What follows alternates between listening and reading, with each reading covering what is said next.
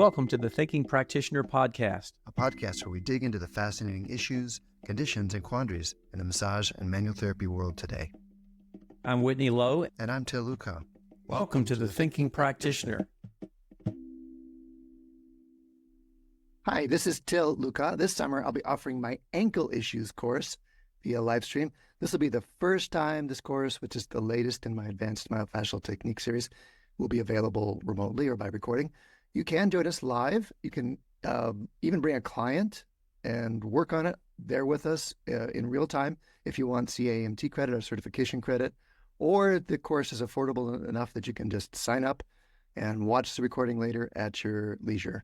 All those options will earn you NCB credit, and for a limited time, Thinking Practitioner listeners like you can save an extra 15% with the coupon TTP at checkout. If you go to advanced-trainings.com and sign up for the ankle live stream, you'll see all those options there. Now, hi, and I'm Whitney Lowe, and Handspring's Moved to Learn webinars are free 45-minute broadcasts featuring their authors, including one with you, Til. Yep. So head on over to their website at handspringpublishing.com to check those out, and be sure to use the code TTP at checkout for a discount. And thanks again, Handspring, for sponsoring the Thinking Practitioner podcast. Mr. Luchau, how are you today? I am very well, thank you. How about yourself, Mr. Lowe? Doing well also. Winding down the summertime here in Central Oregon. Looking forward to breathing cleaner air, less fire smoke for us. So have you had bad fires out there this year? We have had fires, but most of the smoke we have is Oregon and California smoke. But it has been worse than ever. And in fact, I turned off my air filter right before I turned on my recording today here in the room because we got smoke too. Yep. Yeah. So, yep, we're smoking it up out here this summer. I bet you are. It's been a bad one. To the source. Yeah, it's been It bad. has been a bad one. So maybe we could do a podcast on respiratory something or not. Yeah. Heck. So and with this heat that we've had this year, we've had some horrendous heat waves out here in the Pacific Northwest that we generally don't have. And when I just think about those firefighters out there, yes, in that equipment, in the middle of a fire when it's 108 degrees out there, yes, and then something changes with the wind and you got to run for your life, right? It's just amazing what some of those folks. The stories. I had a client for a couple of years who was a smoke jumper out of Bend, out of your area, or Sisters or Redmond, whatever their base is there. Yeah. And she would parachute in and fight fires and then hike out carrying all their gear and stuff. It's crazy. Yeah. And if you are a smoke jumper or a wildland firefighter, you would want to make sure that you don't have any significant ankle or foot trauma. That's right. Yeah, absolutely. And you're probably at risk of developing that as you land in your parachute with your 100-pound duffel bag full of shovels and everything else. Yeah. So what do you think? Should we talk about that today? Why don't we talk about that? What a great segue. Okay. So where do you want to start? What do you think is a good place to start about talking about the ankle and that kind of thing? Well, this is a pretty complex biomechanical region. So maybe we'll talk a little bit about structure first of the foot and ankle complex, and then we'll talk about some of the mechanics in there and problems that we see happening and how we can intervene maybe with some helpful suggestions for people. How does that sound? Great. Yeah. So, why don't we start talking? Let's first off kind of do some maybe definition things. We talk about the ankle joint complex, and there's really quite a lot to it because we have to remember we have a distal tibiofibular joint, which is the joint where the fibula and tibia join together distally, and then they're articulating with the talus that's down below them. So that joint that you just mentioned, that's the joint between the two leg bones down at the bottom end of the leg. And then right below that, you say it actually meets the foot proper. Yeah. The top bone of the foot there, the talus. Exactly. And the distal tibiofibular joint we consider to be one called a syndesmosis joint. That's one that does not have a great deal of movement to it. It's bound together by ligamentous tissue, strong, very dense connective tissue that sort of holds those two bones together. So no joint capsule per se. Yeah, that's right. No joint capsule, but like a bound, you said, ligamentous relationship. And that's, maybe I don't want to divulge too much, but that's in my approach, I'm definitely thinking about that movement there because in my view, you want a little bit of spring there, but you don't want too much. You want some, Yeah. not too much. Exactly. Yeah. And the couple of other relevant mechanical things about that particular joint complex. For those who are into anatomical trivia, we'll put a little trivia piece in here. For those who may not know or have paid attention, the talus is the only bone of the foot that does not have a tendon attached to it. Yeah. So that's one that gets moved. It's an important, really, really important structural bone, but we don't move that bone by any muscles attaching to it. So it's an unusual situation in the body where we've got a significant bone there with no muscles attaching to it. A significant bone, a very significant joint, but no direct muscular attachments. Yeah, in fact, you're making me think. I wrote an article for Massage and Bodywork magazine about that joint an issue or two ago. But I got to refresh myself on that the talus trivia. But you said the only bone in the foot. Isn't it the only bone in the body that doesn't have a muscle? It may be. Yeah. No. Okay. Because there's the malleus, incus, and stapes inside your actually, ear. I was 5 seconds behind you. Yes, yeah, absolutely. My mother was an audiologist, so I'm always jumping there to those three inner ear bones. But yeah, other than that, and I just don't know the rest of anywhere in the body, but it's probably true that that's the only ones that don't have other muscles attaching to them. So yeah, I'm sorry, you got me started. Yeah. I got to throw in one more. And okay, let's have it. And I think it's the only bone that in anatomical position has its blood flow go from the bottom up. It's only arterial blood supply is below it. So the blood percolates. The talus? The talus. We're talking about? Yeah. Really? Yeah. Interesting. So that's actually an issue in rehab. If you've broken it or shattered it from smoke jumping or something like that, then you got to really think about blood flow for it so it can heal because it's percolating upwards into the bone. Interesting. Didn't know that one. Okay. See, you learn something new every day. So a couple other things at this joint before we move on from it too. This is a lot of people don't hear this term a lot, but this joint between the distal tibiofibular syndesmosis and the talus is called the talocrural joint. Hard word to say. Talocrural, talocrural joint. Tallow leg joint. Yeah. And it often forms what we call a mortise and tenon type of, not tendon, but tenon, T-E-N-O-N, mortise and tenon structure, which is basically like a round knob sticking up and a depression for that knob to stick into. I learned about mortise and tenon structures when I was in 5th grade, I think it was. Shop and I class. was building a model. No, actually, this was science fair. Oh. I was building a model of Stonehenge. Huh. And the stones are built with mortise and tenon structures in there. So yeah. So it's like a bump and a depression for that to sit in. So it's like a joint, that distal joint I'm talking about, that where the mortise of the leg fits around the tenon of the talus. Huh? Yeah. Cool. Yeah. And we are going to talk about some injury things a little bit later on, but I just wanted to mention one thing about this because it's really relevant here in relation to what we're talking about. The talus is a little bit wider on the superior side than it is on the inferior side. And when your foot moves in dorsiflexion, that wide branch or the wide surface of the talus rolls up underneath the distal tibia and fibula. And as you move the foot farther into dorsiflexion, and if your foot is forced into extreme dorsiflexion, let's take our smoke jumper example that we had a moment ago. Talk about somebody who lands from a parachuting accident with extreme dorsiflexion, maybe their weight is imbalanced or something like that, and that talus rolls up underneath the tibia and fibula far enough, it actually can spread them apart and cause a sprain or injury to that distal tibiofibular syndesmosis. And this is an injury called a high ankle sprain because it's not at the usual ligaments with ankle sprains, but it is sometimes mistaken for them. But usually the cause is extreme dorsiflexion or extreme dorsiflexion with rotation of the ankle. Some kind of twisting. You could twist that tenon in the mortise too. Yeah. Spread those bones apart and sprain that ligament. That high ankle sprain. Right. Absolutely. What are some of those ligaments around there? Yeah, boy, we have a whole mess of ligaments around the ankle joint, but let's just focus on some of the key ones that are Really important. Remember, we've got, with each of those small foot bones, you've got ligaments that are holding them to each other. But we are, mainly when we talk about ankle problems, looking at the ligaments on the medial side of the ankle and those on the lateral side as the primary ones where we see, problems occurring most frequently with them. On the medial side, there's a complex of 4 different ligaments that all kind of blend together. Mostly, if you look anatomically, they're really kind of meshed together, and they form kind of a triangle shape. So they're referred to as the deltoid ligament complex. Deltoid meaning like the Greek letter delta, the triangle shape.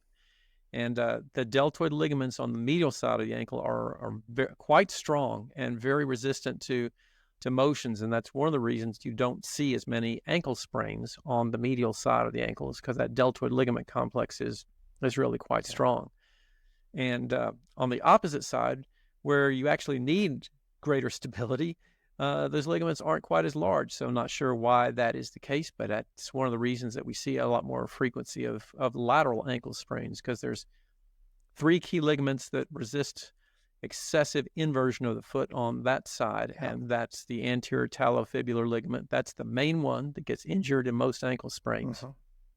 Second most common, and again, anterior talofibular. Those ligaments names always tell you what they connect. So talofibular is going to connect the talus and the fibula, and then that ligament goes kind of in an anterior to posterior direction from the fibula down to the talus, and then almost straight up and down, superior inferior direction, is the calcaneofibular ligament. That'd be running from the calcaneus to the fibula, and then one running from the fibula in a posterior direction back to the talus also, and that is the posterior talofibular ligament. So those 3 on the lateral side are sort of trying to give you additional stability, mostly against excessive inversion movements on that side. So you could think of them, maybe tell me if this is accurate, you can think of them as kind of radiating off of that distal end of the fibula, like your lateral malleolus, or kind of splaying off of that in 3 directions. Exactly. Yeah. Yeah. And mechanically too, just another thing to note here about the ankle and its stability is, probably the majority of people have at some point, twisted their ankle or stepped down funny and doing something that they call turning their ankle or something like that. And most of the time we're going to talk about some of the foot mechanics in a moment here, but most of the time that's twisting your foot inward or into inversion. One of the other reasons you don't twist your foot out into eversion anywhere near as much is that the fibula extends farther distally than the tibia does on the medial side. So the foot is prevented from going out into excessive eversion out to the lateral side because of that fibula being more distal than the tibia is on the medial side. And there's another reason I'm thinking of too, and that is that most of us have another leg on that side. So this is kinesthetically, it's more of a covered direction. While that falling outward, or having to stabilize outward, we don't have anything out there to catch us, so it ends up rolling the foot one way. Right. Yeah. Cool. So tell us a little bit about. Let's talk about some motions here. What motions do we have that we're mostly looking at here in this area? Well, you've mentioned dorsiflexion and plantar flexion. So dorsiflexion is pulling your toes up toward your knee. Plantar flexion will be pointing your toes down away from your knee. And that's a movement that happens essentially the talus moving between that tibia and fibula.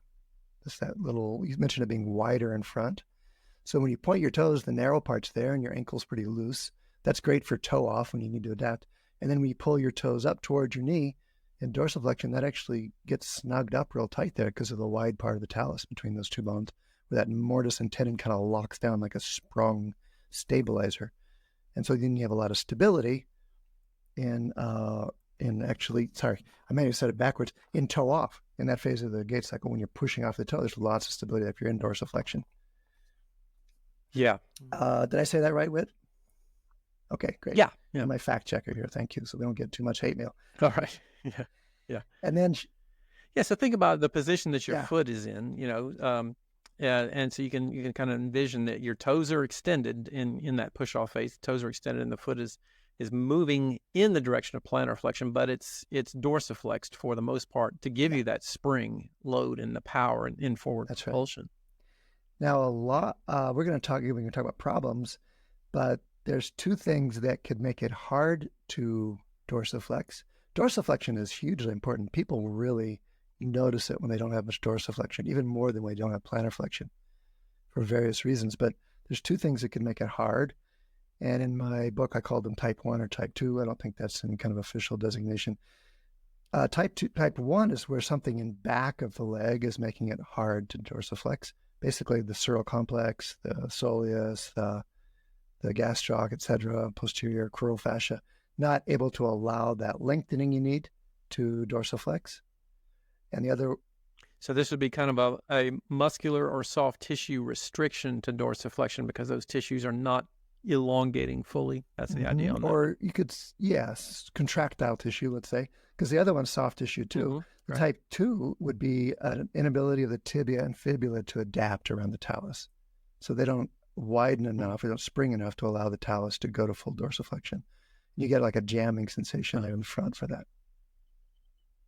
Yeah. Okay, so the two things that can keep you from having full dorsiflexion, at least structurally. And then you had some thoughts about subtalar motions?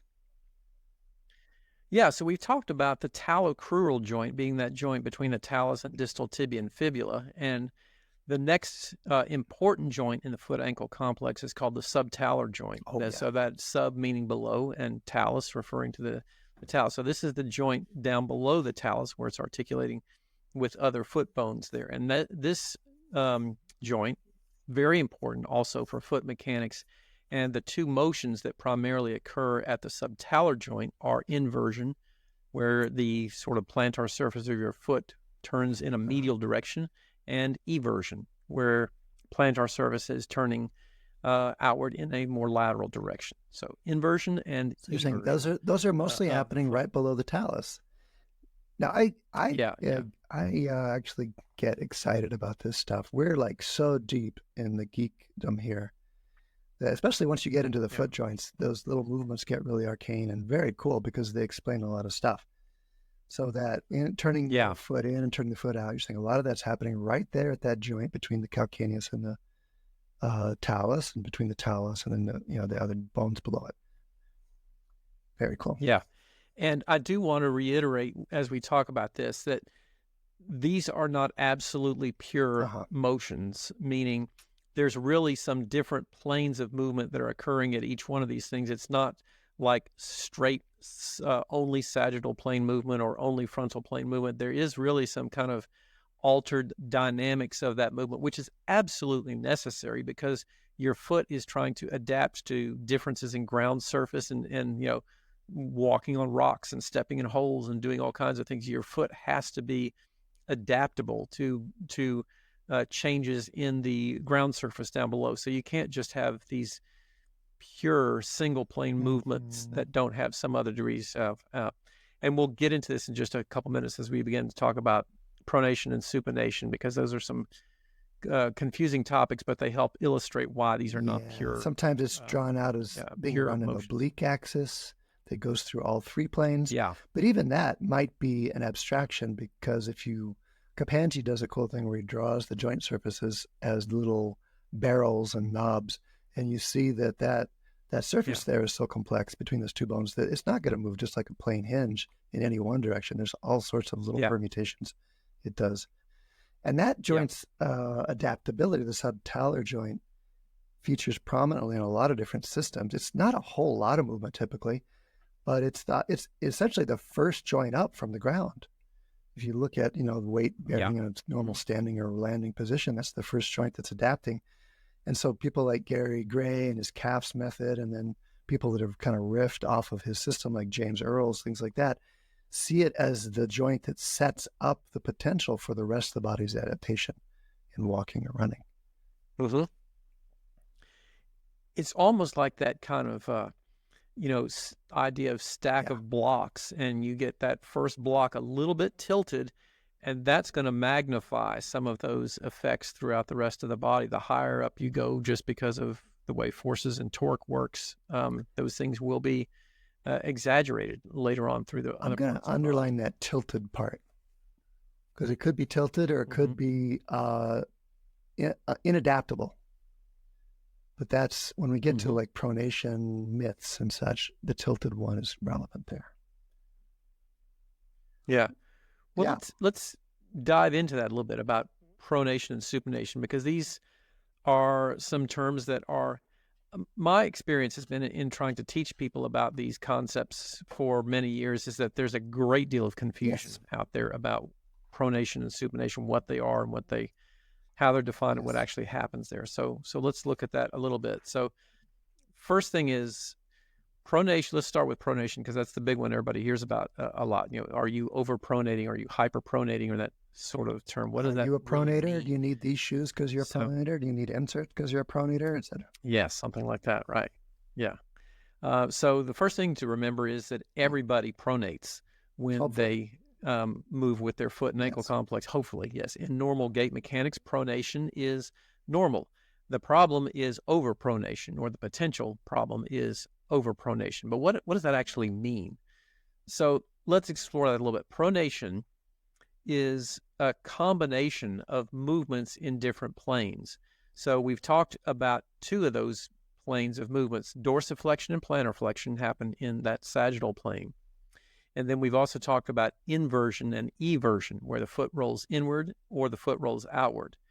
But as you mentioned a moment ago, the motion of the foot is kind of on a diagonal plane, and we talk about it being in an oblique axis. And there's actually another component to that movement, which is, and this one's hard because it uses terms that don't seem to work at the foot the same way. But if you're standing straight with your body in an anatomical position, your foot is pointing forward.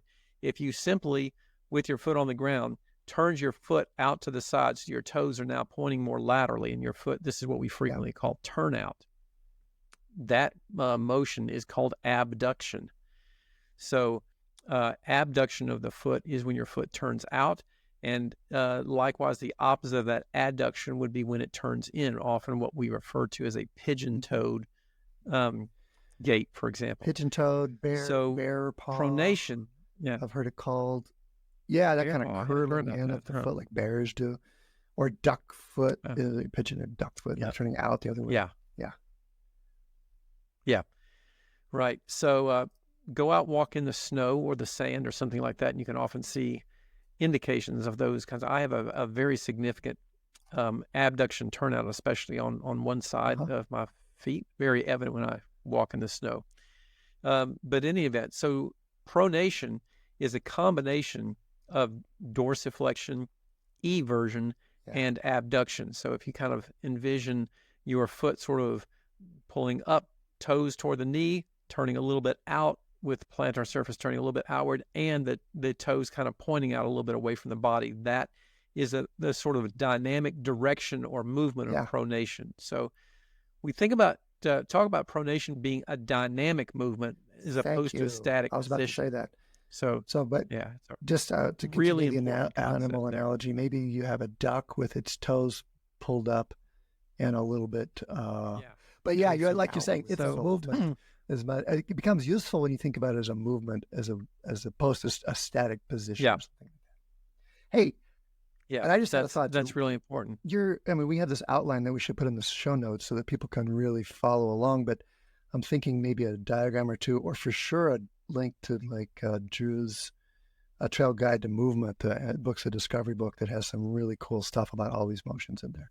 Absolutely, that's a great idea. Yeah, so we'll put that in there, include that as well, so you can get a sense of that. So, overpronation is when you are moving either too far or too fast during the gait cycle through those motions. So pronation is a normal part of your foot mechanics. When your heel hits the ground first, then the weight goes onto the flat surface of your foot and then to your toes, and you push off. There's a natural rolling towards the inside of your foot that is perfectly normal, and that is the pronatory movement. That's natural pronation.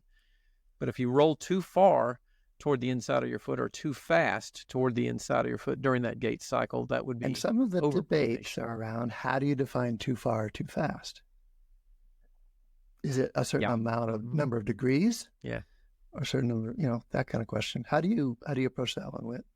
Yeah, I have seen a lot of different discussions about that, and I don't have a rule that I rigidly adhere to. It's kind of like that thing about, what is it? Somebody was saying like, was in relation to, well, I know it when I see Yeah. it, kind of thing. Like, there's all kinds of things, like looking at wear patterns on the bottom of the shoe, looking at a person's gait cycle. A lot of people can compensate for degrees of over-pronation and not ever have a problem with it. So, it's kind of like, it's a hard thing to actually measure and look at. But you can see sometimes, and we're going to talk about this too, that there's some other things that do likely result from over-pronation, because it definitely changes the mechanics and the weight distribution and the force distribution to All the right. lower I extremity think during it's, gait. can I share with you my thoughts on that really quickly? I have Absolutely. I was going to ask for you that. the past bunch of years, I've avoided the term over-pronation because it does imply that there's some sort of ideal amount. And that's very debatable.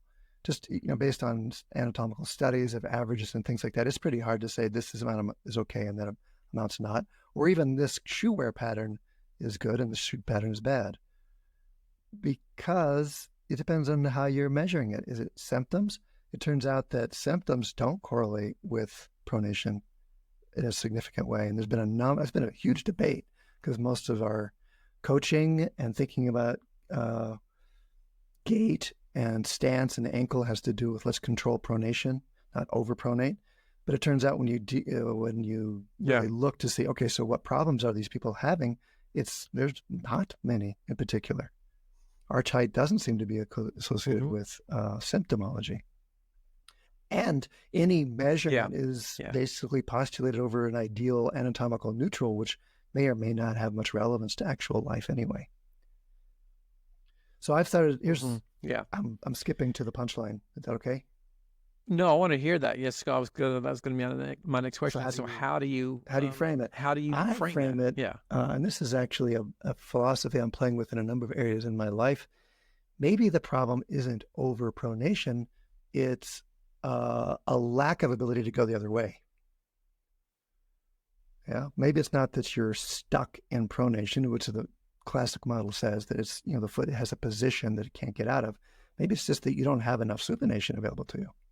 So in terms of gait mechanics, when a person lands at foot strike, because one of the primary sort of muscle that's given as functionally resisting over-pronation is tibialis posterior. Because of its angle of pull, it sort of puts on the brakes and keeps you from rolling too far over on the inside of your foot. So are you suggesting then that, how do we frame that or look at that in terms of like, well, if a person is, you can kind of see sometimes people, walking and they're really rolling over onto the inside of their foot, and there's other mechanics things that are not happening in the foot. Is that necessarily because they're not supinating enough, or maybe the tibialis posterior isn't putting on the brakes enough, or how do you compared to what? It's compared to an anatomical ideal. Yeah. If we see it rolling in, that's already assessed it according to a plumb line, say. And listen, that's my background. And I'm not saying that position is nothing. I'm just saying it's not everything. And our conventional models say, let's look at the alignment. And if we get it aligned, we're good. And sometimes that's the case, but it turns out that a lot of people aren't good, even after you do manage to teach them or correct them or put inserts in that keep them in an anatomical alignment. A lot of people still have symptoms, so it's not that alignment is everything. And so often what does seem to make a big difference is the ability to adapt, as you mentioned. So it's not like they don't have, they're not supinating enough in that weight-bearing phase. It's just that we don't have enough supination available in the overall cycle, the overall ability to stand and balance. Now my job, and too, that's kind of strategic to my job as a manual therapist, because I don't stack bones up and get them all balanced and then push people out the door hoping they'll stay there. That's not my way of thinking about my work. I'm giving people options to move, and then enough awareness and body awareness and encouragement to move and use it that hopefully they stay healthy and keep those things going. But it's not to say the job is done. Yeah. If someone does have a situation where there's so much movement there that they're hurting themselves, which could happen after an injury, say, if you sprain your ankle that way medially and you have a pathological amount of movement, I'm not going to say now you go make that pathological amount of movement the other way. I'm going to say maybe that's a place for some say, classic strengthening or some alignment awareness training or those kinds of things, which we actually work into. A lot of the hands-on therapists do, but we for sure do in my approach where and then say structural integration, we're educating as much as we are repositioning, maybe even more. So that's where the role of education really comes in. Yeah. And I think that's so pertinent in there, because this is the thing that we have oftentimes sort of defaulted to try to look for, like the simple answer to many of these types of very complex biomechanical challenges. And, one of the things that I really have kind of shifted my thinking about over the decades really is that a lot of what we do with our manual therapy is not necessarily making those kinds of very significant tissue changes in the therapy session that all of a sudden, then, like you said, the person walks out the door and then they are corrected. Something like foot mechanics is really hard to change because you're reinforcing it with every foot strike and everywhere you go. And so those kinds of things are often a very complex multifactorial problem. And maybe we can address certain components of that, like you said, find some good ways to move and find some ways that encourage more functional movement in combination with, shoe inserts and, all those other kinds of things as a complex picture that might but change some things. But, a lot of these problems lead to things that are difficult to undo. And we're going to talk about this in a moment when we talk about bunions and hallux valgus and things like that. If you're over-pronating, you've already done a lot of the biomechanical damage that's really hard to undo. Somehow I want to take the other side of the debate. What is it? It's I think patterns are hard to change, and maybe we can do biomechanical damage by spending too much time in one extreme. Granted.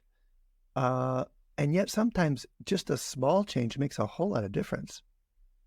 And it's often a waking up of someone's possibility or their awareness, like just finding out that I can weight bear a little differently through my foot, or just the meditation of walking and pushing off slightly with a different awareness can really shift the way that someone's foot moves, but then also those kind of symptoms you're mentioning too. So just I want to put in a plug for the hopefulness as well as the difficulty of the situation. Well, and I think, we're really kind of on the same track of talking about those things that reinforce changing, for example, motor patterns or motor awareness or proprioceptive awareness in the body to change those things, and they get repeated by doing them over and over again and correcting those things. And that's why it's so necessary to do something like that, as opposed to having this idea that a person can come in and we're going to do something to their foot that's going to change it, and that's going to make their mechanics magically, work great. I'm just not kind of on I still any like longer, so hope for magic, but there's lots of ways to get it. Yeah, there's lots of ways to get it. Sometimes it's slow magic, sometimes it's quick magic. I really like a lot of those ideas that you've talked about of enhancing proprioceptive awareness to then tap into changes in motor patterns and things like that because of that increased awareness. And so you're getting the person working with you as opposed to you working on them. Just kind of a different sort of mindset about that whole process or the way that's being done. Yeah. And I can't help but do a little semi-commercial. Well, let's hear it. Yeah. You'll allow me that. Okay. So not only are we about to start our leg, knee, and foot principles class in a few weeks here, this is being September. You can join all the way through September of this year, and it's going to be recording later. So we do a deep dive into foot biomechanics. But if the world situation allows, we're hoping to go back to Spain and walk a long section of the Camino de Santiago next year. And that, talk about a walking workshop. That's cool. What that is. It's a walking workshop where you get the repetitive, long-term opportunity to really play with some different dynamics. So we do little morning mini classes and these different dynamics, and then you go walk for the day with some companions and study that. And then we gather to debrief, usually over a glass of red wine or something along that. I might have to sign up for that. That sounds nice. It's pretty amazing. Right. Knock on wood. I mean, we'll stay tuned to see what the world situation allows, but that's what we're hoping for next May. Anyway, thanks for the commercial break. Yeah. Back to our show. So, well, I want to talk just briefly about a couple other biomechanical terms that we've mentioned a couple of times and define them a little bit and talk about how they play in relation to some of those things in the foot and ankle complex. In particular, Yeah. the terms valgus and varus, which are oftentimes confusing for folks. So a valgus angulation is one in which the distal end of a bone deviates in a lateral direction. The distal end of a bone deviates in a lateral direction. And a varus angulation would be the opposite one, where the distal end of that bone deviates in a medial direction. So you can talk about valgus angulations of the elbow, of the knee, of the calcaneal region, of the toe, lots of different places where you may see those. But in the foot and ankle, they're pretty relevant because those forces then are not oftentimes moving ideally through the rest of the bony and connective tissue structures. So we've been talking a lot about over-pronating, and a person who rolls over toward the inside of their foot during gait will most likely have a calcaneal valgus foot position during their weight-bearing stance, where the distal end of the calcaneus is sort of deviating laterally, and that's making them roll toward the inside of their foot. And that would be a calcaneal valgus that leads to an overstress on some of those other soft tissues, trying to help stabilize and support the foot and ankle complex. And we talked, you're going to mention a few things too, like some other problems like bunions and hammertoes. And bunions often. Well, go ahead. Yeah. Well, just in terms of valgus and varus, your explanation is so clear. I even hate to touch it, except to say that it's the same question. That is, do those correlate with symptoms? And it turns out not as much as we thought. Especially, it depends on the degree of load and the amount of repetition, like the level of performance people are at. But there's been a lot of research into, say, Q angle of the knee and how it might correlate with knee injuries. Of course, it seems like it only makes sense that if you got really valgus knees, like really knocked knees, you could have more knee injuries. Turns out that doesn't seem to be the case. And that some high-level athletes have some pretty strong valgus or varus patterns there. So it's back to the same sort of asterisks, if they were, that, our alignment isn't everything anymore in terms of my approach, and I think a lot of people's. And that's, I think, a really important takeaway to emphasize. And I agree with you there that we've in the past looked at these things as pathologies. And the way I like to kind of look at it now is that it could be a factor that's relevant, but just because it's there doesn't mean it is something that needs to be fixed or changed or corrected. So like lots of other things that could be factors, we want to put that in the mix and think about, well, this might be playing a role in this and see if it is. For some people, it's going to be a prominent factor, and for other people, it's not going to be as much. But I did want to, as we were talking about those concepts, touch base a little bit about some things with the toes in the foot. You were going to talk to us some more about some other things here. I'm going to mention bunions and some other things that happen. And that's often a result of something called hallux valgus, which is the great toe or hallux, especially when your foot moves into excessive pronation. That forces the distal end of the toe in a more lateral direction, as does often wearing of really narrow toe box shoes, that sort of causes the distal end of that hallux to be deviating in a lateral direction, and that pushes the proximal end toward the middle side of your foot, which often rubs on your shoe and produces a bunion. So those things are often related, although there's, again, a lot of questions in some of the literature about how much these are causative factors, like the shoe wearer being causative factors, how much genetics is a causative factor. And I think we're kind of recognizing it's not as simple as we may have once thought. It's not as simple, but certainly I was getting tired of wearing my pointy cowboy boots because they were pulling my toes in and getting me a big old bunion there. So I started wearing my ballet slippers at night. That didn't help at all. They were pretty narrow too. But certainly shoes could be a factor in that, and genetics and the bunion thing. But I'm thinking there's also, as you mentioned, a connection between pronation and bunions.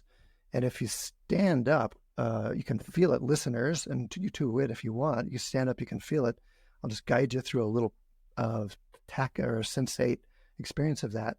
if you stand up and you put your feet straight ahead and then you lean forward, your feet basically keep you from falling on Right. your nose. Mhm. Your feet are more or less straight. And a lot of that weight for most people, a significant amount of that will be in that head of the first metatarsal there. So it's like the base of the big toe is what takes a lot Yeah. of that weight when you lean forward with straight feet. Now, if you go ahead and turn your feet out like the duck foot thing, and then you lean forward, you find that something different happens. You have to pronate a little bit, and that head of the first metatarsal takes even more weight. In fact, it tries to migrate toward the midline to act like a big toe, as it were, to keep you from falling forward. So that leg rotation, knee rotation, hip rotation, tibial torsion, the foot talotibial movements, all those things, if they don't allow your foot to come somewhat toward the midline, that bone will try to try to support you there. And that's maybe part of the functional contributions to that bunion pattern. And then if it wasn't complex enough, have a seat if you're standing up. If you can't dorsiflex, if you have either that type 1 or that 2 limitation where you can't bend your ankle very much into dorsiflexion, you can cheat by pronating. It'll essentially force the movement down a joint or so that your knees come in toward the midline and you get lower in your squat, but you're essentially pronating instead of dorsiflexion. There. And like you said, that can be, it seems, biomechanically, it can be a force that will push you toward a bunion situation too. So we're seeing those kind of, more complex biomechanical compensations when people might have some movement limitations or movement restrictions, and then they sort of orient you in those directions away from those. And some of that may be, pain avoidance. I'm thinking in particular of like, backpacking trips that I've been on early on when you start to get a hot spot or a little bit of blister in your foot, and then you have to change foot mechanics because you're trying to avoid the pressure from your shoe from a friction blister, and that that really changes those foot mechanics. And then all of a sudden some other things start like hey, this isn't how we're supposed to be walking, kind of thing. Is the structure determining function at that point, or is the function determining the way you're using the structure? To it goes back and forth. That's great. Yeah, and then hammer toes we should mention too. And hammer toes again it's complex, and I'll go into it a bunch in that course I mentioned there. But you could think of it as the soft tissue pulling the toe from both above the foot and below the foot. And since it can't both flex and extend at the same time, as a whole toe, it buckles. Can't telescope either. It can't just shorten itself, so that it ends up buckling. And then that loss of adaptability in the flexors and the extensors of the toes means that it will get more or less fixed in that position. And then all kinds of things can come from it.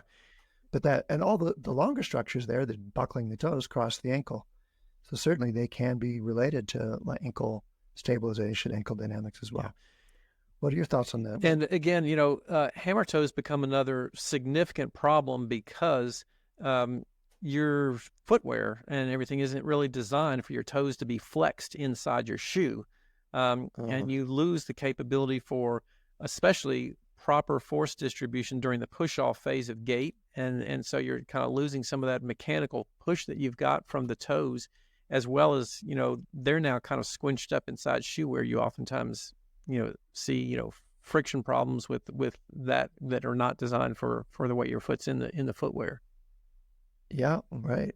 And so we used to think about it like, let's just go lengthen those things. Let's go stretch them out like the rubber band.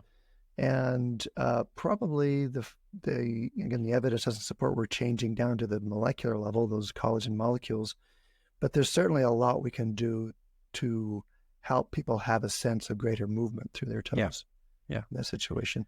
And no matter what stage in the hammer toe story, because, once some time goes on, it gets tougher and tougher to, make them straight again. But you can always get some kind of movement and get some kind of relief. And then there's lots of creative things people do. You mentioned the shoe problems of the top of the toes hitting the shoe, or the walking on the ends of the toes and they get sore. There's lots of different sorts of splinting and things like that seem to have a great effect. People. And when we talked about too the sort of alignment challenges of like the hallux valgus or the other toes not being ideally aligned, there's some other really good tools out there to help the yoga toes and the spacers that you put inside in between your toes and things like that. If you have shoes that are wide enough in the toe box to allow for that, or you got sandals or something like that you can wear that won't squish your foot while those things are in there. Or you can spend some no-shoe time with those. Yeah, for sure. I've worked with some of those things in the past and found them to be really, really helpful and valuable, because I have what's called a tailor's bunion, which is really, it's a bunion on the opposite side of the foot where the little toe, the small toe, is deviating toward the midline. And I found those things to be really quite helpful. And I wear these tennis shoes all the time that from a company, this is not a paid endorsement, but from a tennis shoe company called Altra, A-L-T-R-A.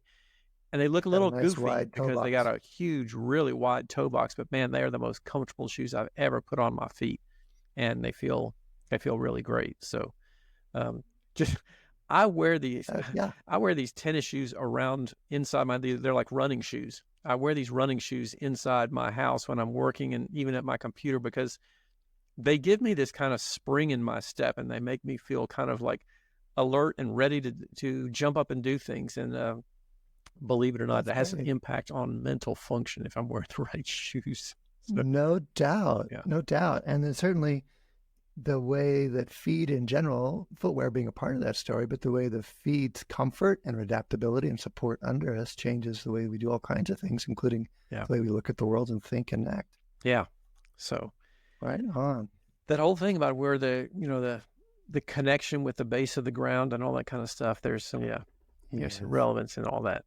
So, well, what else do we got? A couple of we got a couple of issues, problems we didn't touch on before we wrap things up. Yeah. Plantar fasciitis / fasciosis. What should be said about that?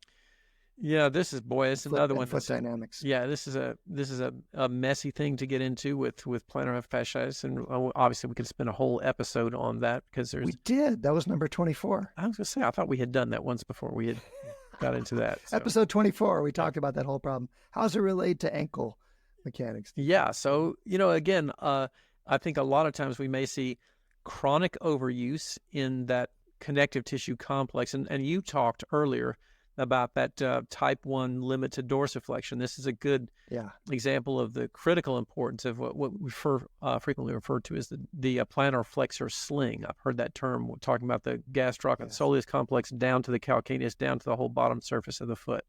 And people extend that on up the hamstrings. Exactly, the whole fascia or whatever, Yeah, fascial connectivity through those tissues there that can get pulled from other different regions or impact the regions by not being appropriately transmitting their tensile loads through those areas. So that's why it's important, I think, to address a lot of tissues of the entire lower extremity when we're trying to address something like plantar fasciitis, because there are tensile loads that are transmitted through many of those other tissues in there. So, we're seeing this as more of a chronic overuse kind of degenerative problem with that connective tissue, as opposed to its term indicating, more of an inflammatory type of reaction in there. But there certainly could be inflammatory components to that from the tissue irritation and tissue overuse, especially, where it's pulling on the attachment to the calcaneus.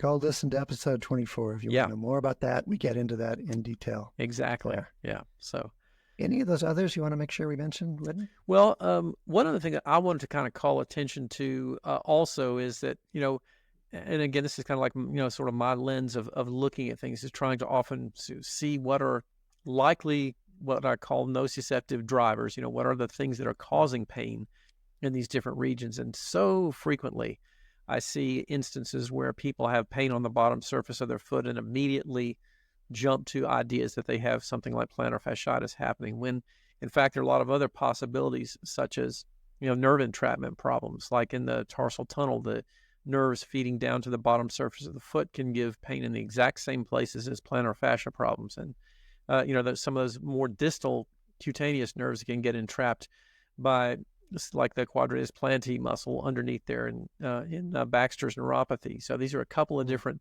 nerve entrapment problems that may also exist around there. So I always like to look for a variety of different solutions and see if they fit a particular pattern of what might be really driving the nociceptive sensations coming out of there, so we can kind of make a treatment approach that will address that appropriately. That's great. And I remember you talking about Baxter's neuropathy and those kind of things in that episode 24 too. So that's relevant to this foot pain. Yeah. Question we're doing today, and the ways the ankle can affect the foot mechanics. Yeah. There. And so I don't know, I'm just thinking in summary, a lot of what I'm doing is making sure, dorsiflexion is so key. Dorsiflexion is like the king or queen of the foot movements. And if people have dorsiflexion, they end up moving in a way that the foot's happy with often. Mm-hmm. And a lot of the compensations people do, where there's a lot of pronation or a lot of things with the toes, sometimes they're just a way around a lack of dorsiflexion. Yeah. So many times. Mm-hmm. I don't want to say that for everybody, but that's certainly the place I start with people is like, do they have dorsiflexion? Yeah. And then similar is true in terms of like recovery from a bad sprain, or you mentioned a high ankle sprain up in the leg, or breaks, boot top breaks, different, foot injuries or ankle injuries. A lot of the recovery process involves finding movements that we didn't have and protecting, as you mentioned, the body protecting against the movement that was painful. Like oftentimes it is that inversion sprain rolling out of the ankle. So often giving people options for movement, helping them realize they have a whole foot under them and they don't have to just rely on one part of the foot, opens up a lot of possibilities for people that are recovering from an injury as well too. Yeah, right. So what do you say? What's important for you for people to take with them? This is one of those places where I think it's really valuable to have just sort of even a fundamental understanding of some of the key principles of mechanics of this region, because of our weight bearing and the way in which the loads are transmitted from the foot and ankle complex through the rest of the body. In terms of what we tend to see as primary problems in this area, I do think it's really valuable to have at least some basic conceptual ideas of how the whole foot and ankle complex functions biomechanically, and how some of those forces might be, altered or not working in an ideal fashion, to kind of see what tissues might be absorbing a lot of those stresses inappropriately. So, that's the kind of plug for learn some biomechanics and learn some kinesiological fundamentals about this area, because it's kind of relevant to what we're doing there. Awesome. Yeah. So, we'll wrap up there for today with our foot and ankle complex topic, and probably revisit this and some other things a little bit down the road. But we do want to say a big thank you to our closing sponsor today, who is Books of Discovery, and they have certainly been a part of the massage therapy education field for over 20 years. With thousands of schools around the world teaching with their textbooks, e-textbooks, and digital resources. And in these trying times, this beloved publisher is dedicated to helping educators with online-friendly digital resources that make instruction easier and more effective in the classroom or virtually. And they like to say the learning adventures start here. Books of Discovery sees that same spirit here on the Thinking Practitioner podcast, and they're proud to support our work, knowing we share the mission to bring the massage and bodywork community enlivening content that advances our profession.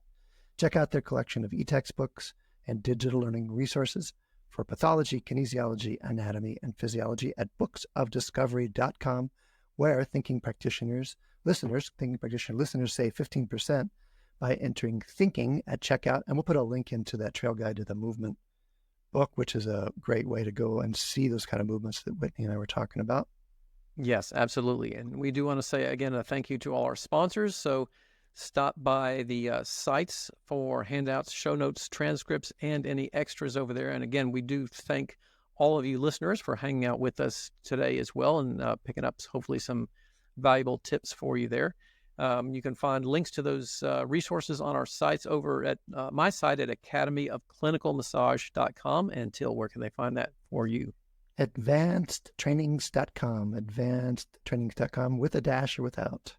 If you have questions or things you want to hear us talk about, email us at info@thethinkingpractitioner.com, or look for us on social media, just my name, Til Luchau. How about you, Whitney? Also over on social under my name on Twitter at Whitlow. And if you will, rate us on Apple Podcasts, as it helps other people find the show. And you can hear us on Spotify, Stitcher, Google Podcasts, or wherever else you happen to be listening. Please do share the word and tell a friend about the show. And of course, if you're unable to find us in any of those locations, you can tune your kitchen microwave to 450 gigahertz and pick us up right there. That explains that popping sound I hear in the background, that popcorn back there. Exactly. So Yeah, at 450 gigahertz also. That's right. Cool. Yeah.